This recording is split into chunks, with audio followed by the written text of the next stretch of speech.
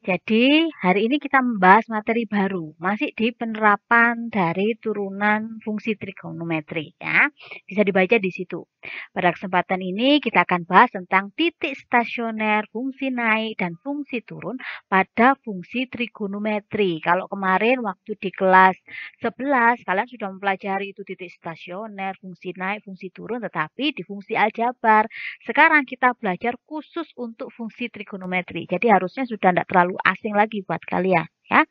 Nah, perlu diketahui bahwa pembahasan ini merupakan salah satu dari penerapan turunan atau derivatif dari fungsi turunan. Seperti halnya pada bentuk aljabar, dalam menentukan fungsi naik dan fungsi turun akan lebih mudah jika menggunakan turunan fungsi. Jadi, dalam menentukan titik stasioner, fungsi naik dan fungsi turun, pasti kita memerlukan turunan fungsi. Kemarin kita sudah belajar tentang bagaimana menentukan turunan dari fungsi trigonometri. Nah, sekarang apa itu fungsi naik, fungsi turun, dan fungsi diam atau fungsi stasioner? Naik, turun, dan stasioner merupakan kondisi dari turunan pertama suatu fungsi pada suatu interval, jadi terbatas oleh suatu interval. Kondisi yang dimaksud dapat berupa berikut. Jadi ini cirinya ya. Jika dia itu turunan pertamanya ketika X dimasukkan hasilnya positif, ya. Dalam matematika kita menuliskannya begini, f aksen X lebih besar dari 0, maka kurva fungsi tersebut disebut fungsi naik atau dalam keadaan naik. Sedangkan jika turunan pertamanya ketika X kita masukkan dan hasilnya adalah negatif, dalam matematika kita tuliskan f aksen X kurang dari 0, maka kurva fungsi tersebut disebut fungsi turun atau dalam keadaan turun. Lalu kalau dia tidak lebih besar dari 0, tidak kurang dari 0, berarti apa? Dia sama dengan 0. Jika turunannya X dimasukkan, hasilnya 0, maka dia tidak naik dan tidak turun. Nah, tidak naik, tidak turun itu statis atau disebut dengan stasioner. Nah, kelas 11 kemarin sudah belajar tentang itu ya. Coba untuk lebih jelasnya begini. Sama penjelasannya begini. Jika diberikan Y sama dengan Fx dalam interval I, ini interval yang diberikan, dengan Fx diferensiabel, artinya dapat diturunkan ya, pada setiap X di dalam interval ini I, maka kalau dia positif, maka Fx ini akan selalu naik pada interval I. Kalau dia kurang dari 0 akan selalu turun pada interval I. Gitu ya. Kemudian kalau sama dengan 0 tadi apa? Dia stasioner. Lalu kalau lebih besar sama dengan 0 berarti bagaimana? Dia pasti selalu, tidak pernah turun atau selalu naik. Kalau lebih besar sama dengan 0, dia itu tidak akan pernah turun. Yang jelas dia monoton naik. Naik terus ke atas ya, fungsinya monoton naik. Kalau kurang dari sama dengan 0, dia tidak akan naik, pasti turun terus. Maka monoton turun atau tidak pernah naik atau selalu turun. Untuk gambarannya seperti ini. Nah, ini ada kurva ya, ada kurva. Dikatakan F aksen X lebih besar dari 0 itu di deretan sini. Nah, berarti untuk wilayah ini dia akan naik. Kalau digambarkan grafiknya dia naik. Kemudian antara A dan B itu dia turun. Karena turunannya ketika dimasukkan XX yang di antara A dan B itu nilainya negatif. Maka fungsi ini namanya fungsi turun. Kalau digambarkan grafiknya pasti turun memang. Kemudian kalau lebih dari B ini, kalau X-nya dimasukkan ternyata dia naik. Nah, jadi kalau digambarkan tuh fungsi naik seperti ini, fungsi turun, fungsi naik. Lalu bagaimana dengan A dan B? A ini tidak naik, tidak turun, maka disinilah namanya titik stasioner. Jadi A ini adalah X stasioner, nah Y di sini namanya Y stasioner. Dua titik ini A dan Y di sini namanya titik stasioner. Karena titik itu berarti punya X, punya Y. Nah, titik stasionernya ada berapa? Di kurva ini ada dua. Satu di titik ini, satunya di titik ini. Itu ya. Nah, ini penjelasannya tadi yang sudah saya sampaikan tadi. Sekarang, supaya tidak terlalu lama, coba langkah untuk menentukan titik stasioner. Sama tetap seperti yang materi kita di kelas 11 dulu. Yaitu Titik stasioner isinya ada dua. Saya tulis di sini sebagai XS dan YS. XS itu sebagai X-nya stasioner, YS berarti Y-nya stasioner. Menentukan turunan pertama. Jadi yang dilakukan pertama kali kita harus menentukan turunan pertama. Kalau sudah turunan pertamanya tahu, kita cari pembuat nolnya. Berarti kita buat Y aksen sama dengan 0. Kalau Y aksen sama dengan 0 sudah, maka kita bisa menentukan hasil dari X-nya, yaitu XS-nya. Jadi dari nomor 1 kita tentukan turunannya, nomor 2 kita mendapatkan X stasioner. Nah, kadang di soal tidak mesti kita diberi dua-duanya. Kadang hanya dikasih informasi XS-nya saja. Berarti bagaimana mencari YS-nya misalkan. Maka untuk mencari YS-nya kita substitusikan XS yang di nomor 2 tadi ke fungsi awal. Ini saya kasih kotak di sini, ini penting. Karena kalau menentukan YS ini bukan di turunannya tetapi dimasukkan ke fungsi awal. Nah, kalau sudah, berarti kita dapatkanlah titik stasioner, yaitu XS dan YS. XS didapatkan di tahap kedua, YS-nya kita peroleh di tahap ketiga. Itu untuk titik stasioner.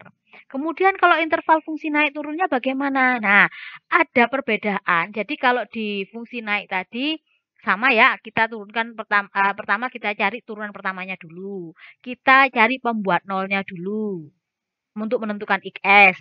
Nah, kalau fungsi naik dan fungsi turun, berarti kita buat garis bilangan untuk menentukan mana daerah positif dan mana daerah negatif. Asalkan XS-nya sudah diketahui ya. Kalau XS-nya kita sudah tahu, otomatis nanti kita bisa membuat garis bilangan. Nah, setelah membuat garis bilangan untuk menentukan interval fungsi naik dan fungsi turunnya, kita lakukan uji titik untuk menentukan positif negatif. Nah, terus hal-hal yang perlu diperhatikan dalam menentukan pembuat nol fungsi trigonometri berarti apa?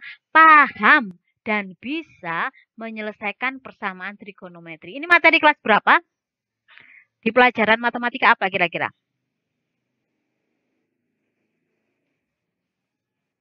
Matematika apa? Matematika sains. Sudah bisa ya?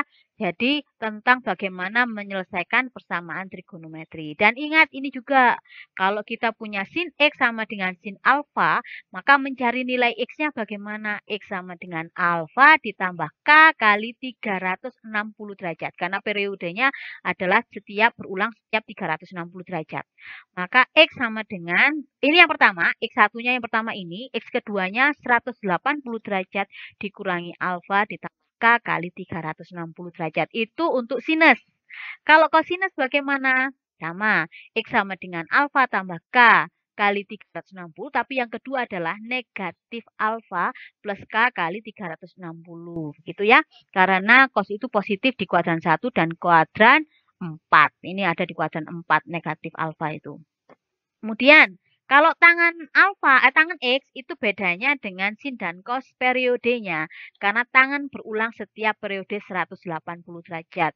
Maka X sama dengan alfa plus K kali 180 derajat. K-nya bilangan bulat sembarang. Bilangan bulat tuh ya. 1, 2, 3 dan seterusnya. 0, 1, 2, 3 dan seterusnya. Lanjut. Langsung kita ke soal saja. Supaya kalau teori tadi agak mungkin tidak bisa membayangkan. Sekarang kita coba ke soalnya.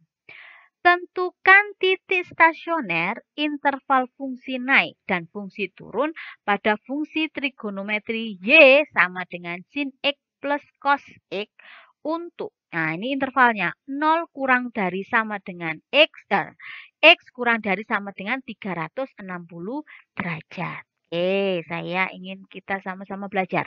Apa yang kita lakukan pertama, yaitu menentukan turunan pertama dari fungsi. Fungsinya apa tadi di sini?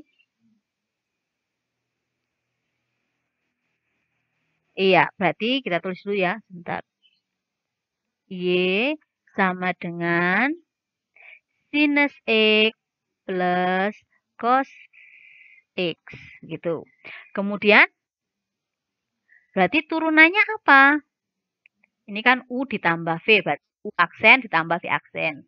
Berarti cos X min sinus X. Begitu ya. Nah, terus yang kedua, kalau kita sudah dapatkan turunannya, kita cari pembuat nolnya.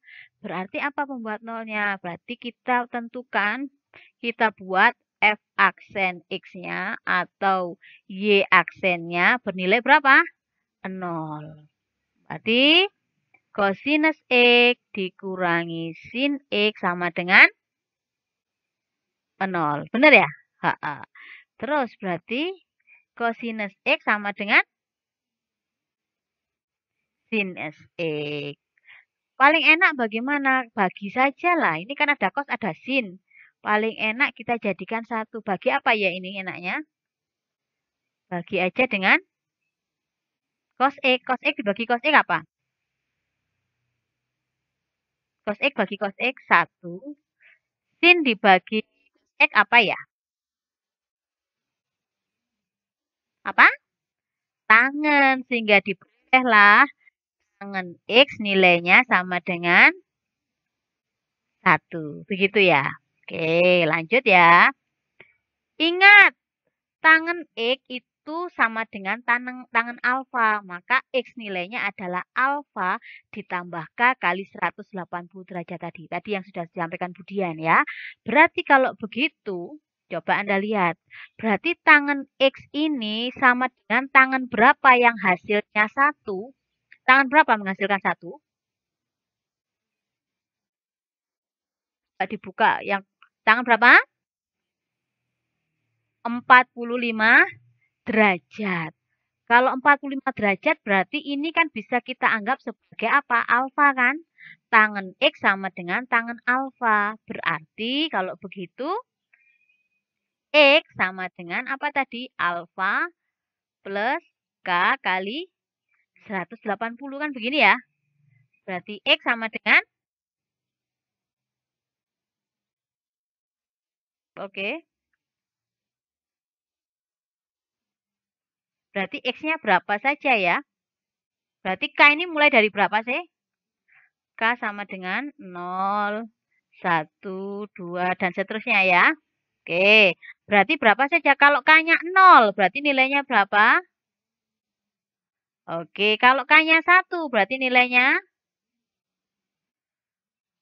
180 tambah 45, berapa? 225 ya. Kalau K-nya 2, berarti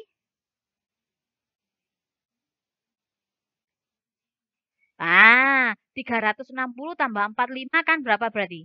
405 ya. Apakah ini terpakai? Nah, karena interval tadi yang diberikan berapa? Karena batas yang diberikan tadi adalah 0 derajat kurang dari sama dengan X kurang dari sama dengan 360 derajat. Begitu ya. Sehingga kita dapatkan XS-nya ada 2, yaitu yang satu berapa? 45 derajat, yang satunya 225. Oke, sampai sini adakah kalian pertanyaan? Adakah pertanyaan?